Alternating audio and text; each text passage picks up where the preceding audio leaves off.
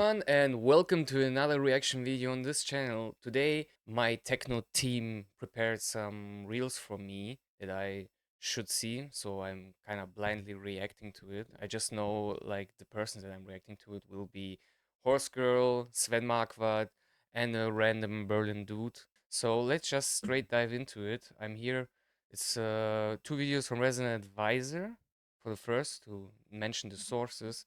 And here is this horse girl TikTok or whatever reel we are seeing. It has changed music, the approach to music in general. If you're making commercial music or if you want your music to be somewhat successful in a dance space, in a pop space, doesn't matter, rap space, you need to immediately grab people's attention. So it has changed maybe the way we approach writing, the way we approach arrangement in a song. That has definitely it has something to do with TikTok, but also with Instagram for sure. It seems like it's really democratized the music making process as well, because you don't really need a major label anymore to put music out. You can become a viral hit like you did just by having a song on a platform that gets a ton of attention. In one way, it has democratized this process. On the other hand, I think for artists that make experimental music, or music that is outside of this realm of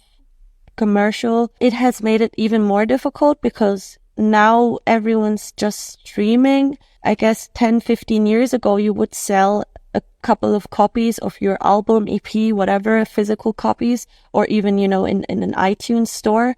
And you could actually live off that, even if you don't have a million monthly listeners. There's great pieces of music that I can only listen to once a year. This doesn't mean that they're not good. It's just I have to be in a specific mood. And those artists now, they basically all have to have another job besides making music. Okay, so that's the content. First hand, I want to say, look at the mask. I'm really astounded.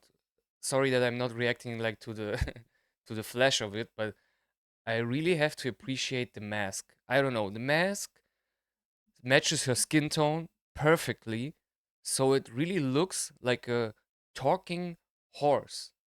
And that's not just like a basic mask. I don't know if it's like handcrafted or some stuff, or how it is like industry planned, like how she approached like her career as horse girl or whatever. But like this, like it looks almost kind of natural and surreal. Also the eyes, you see the eyes are you don't see like that's like kind of a mask. It looks like it's her actual skin. And while she's talking, her like the mask is opening. Like I know it's not opening and closing like authentically like talking, but it's crazy.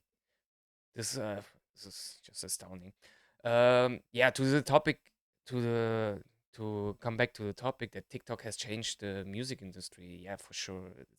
I think it's even at this point to asking this question. This video was posted on December 24. It's not even a debate anymore that TikTok changed how people how DJs produce music and how you had to pop up. But just listen like more to it. So Approach to music in general. If you're making commercial music or if you want your music to be somewhat successful in a dance space, in a pop space, doesn't matter, rap space, you need to immediately grab people. Yeah, they're talking about the democratization basically of music industry, and I think it's true. If you have these hooks, if you are interesting right from the top, you will float. You know, all the real people keep float is a famous quote from Travis Scott from the song 3500. So, yeah, you just need to grab attention. I think this horse mask kind of bullshit is definitely grabbing attention and it definitely works. We're seeing it working, you know. That's not she's not the first one who wears a mask, you know, in the music industry. There's MF Doom in the German space. There is like I think the biggest rapper in Germany started as a masked rapper because masks usually, you know, they pull attention.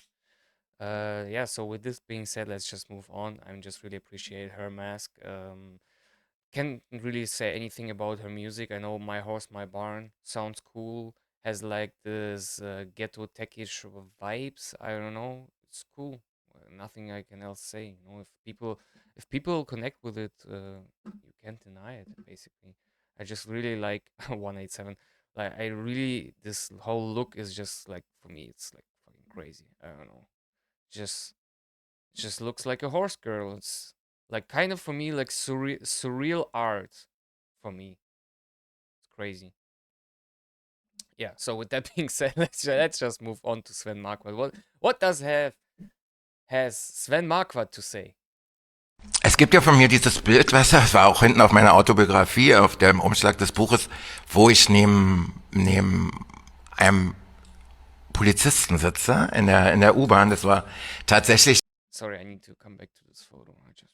Es gibt ja von mir dieses Bild, weißt du, das war auch hinten auf meiner Autobiografie, auf dem Umschlag des Buches, wo ich neben So this is young Sven sitting einem sitting next to a policeman. That's a good photo, and I think this is like also like the picturing like the underground kind of in a way, because back in the days this was provocative. He as a punk was sitting like next to the state. Like this is like the complete like opposition something. Today nowadays even policemen have tattoos. They have weird haircuts, not weird haircuts, but like mullets or whatever, you know. Like people working for the government, they're all kinds of shapes and colors and whatever. But back in the day it used to be white as fuck. And this picture like shows it like perfectly, this whole contrast. But I'm not sure if like this today exists anymore. I think this photo is like a relic, but it's a good relic, and it has like a powerful meaning or powerful message in my eyes. Polizisten sitze in der U-Bahn. Das war tatsächlich auch die U-Bahn, die U5, die zu euch hier nach in Friedrichshain führt. Da gibt es, ich sitze da so mit Schmollmund und ein Iro und irgendwie so ein Netzoberteil und so ein Ledergurt und daneben sitzt so ein verbissener Polizeibeamter. Das ist irgendwie. I like how he described him. I'm not sure. I'm not didn't read the English word for verbissener means like bitter policeman. I didn't see like any bitterness of him. Just looked like the normal policeman. Even today, the policemen look like that, I think. But maybe that's why I don't like the police. Anyway. Total stellvertretend, also nicht nur ich, weil die Szene war natürlich größer, aber dieses Bild ist so stellvertretend für unser Lebensgefühl, was damals so war. Es gab irgendwie uns und diese sogenannte Bohème vom Prenzlauer Berg.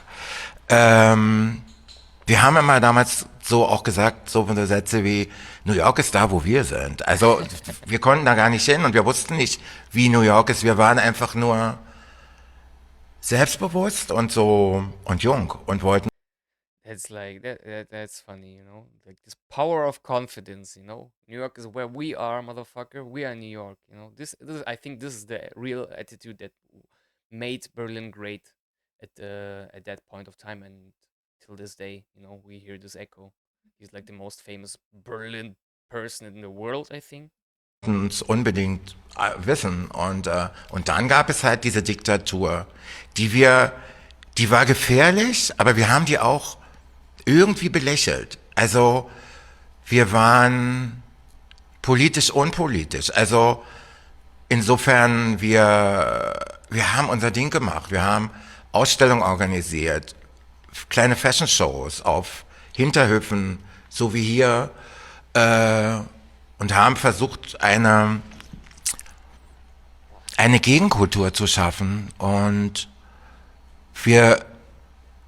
ich glaube, weil wir nicht auf Dächern standen und Flugblätter runtergeworfen haben, sondern wir waren nicht greifbar in dieser Fashion-Punk-Bubble mit einigermaßen viel Geld, weil man komische Sachen verkauft hat. Und ich habe damals angefangen zu fotografieren und bin in eine völlig neue, inspirierende Szene eingetaucht.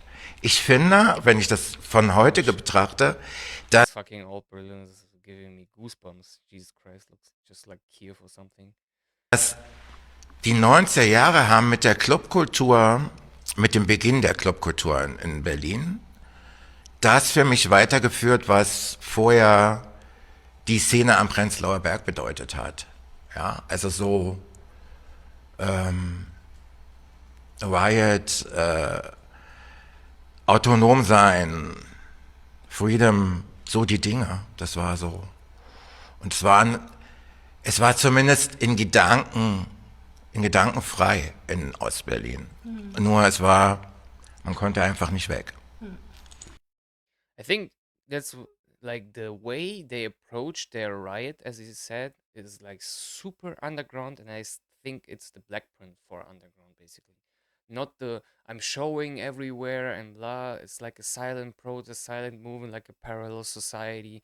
That's like the resistance in a way, and this is the source of the coolness for the whole techno scene right there. So right from Prenzlauer Berg into Friedrichshain, from Sven Marquardt, our Lord and Savior. But I think that's like his approach describes perfectly why Berlin became cool and the techno scene in general, you know, became what it is.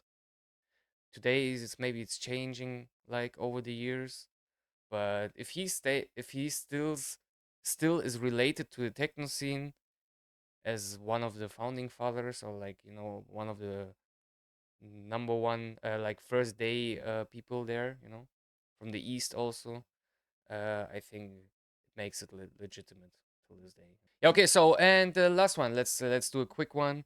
Let's move on to a Berlin. What's the most interesting thing you've To a Berlin odd guy. seen in Berlin? My ex-girlfriend at Kit Kat, topless with some guy on a leash who was barking loudly. It was crazy. Good time though. How was the experience for you? Traumatic and fun at the same time. That's Berlin as well. Do you still see each other, or? No, we broke up. The day after, I'm like, no, sorry, this is too much. This is too much. What's the most interesting thing you've seen in Berlin? My ex-girlfriend at For me, it's like getting like pretty boring. Like, what's the most interesting thing in Berlin? And you talking about stuff like that. I don't know. I know it's probably for the content, but I don't really feel it. Look just how he looks like. I don't think he represents Berlin in any way. Just like a random person that like came here and had like a crazy story basically. But this is like, Berlin is way more than these Kit Kat stories or also the Berghain stories or whatever. It's just like, we just had like Sven Marquardt talking about like silent riot and fashion shows and like this resistance without talking, this whole silent movement, blah blah, blah, you know, and he's basically like spoiling the content of it, which is actually not relevant for the point, you know, to get your message out to the outer world and stuff. So I really don't dig this First kind of time I was books. in Berlin. Okay, first, yeah, whatever. I really don't dig these kind of videos. So I don't know. For me, it's just like, yeah, what isn't Kit Kat stays in Kit Kat. I mean, you can say the general stuff like that, people getting whipped there and getting shibaried and stuff and whatever the fucking, but like this whole like too detailed stuff is like people, like for me, like when I having like small talk with people and they're telling me who they're fucking, how they're polyamorous, polyamor or whatever. I didn't ask, and I actually don't even care, in this sense.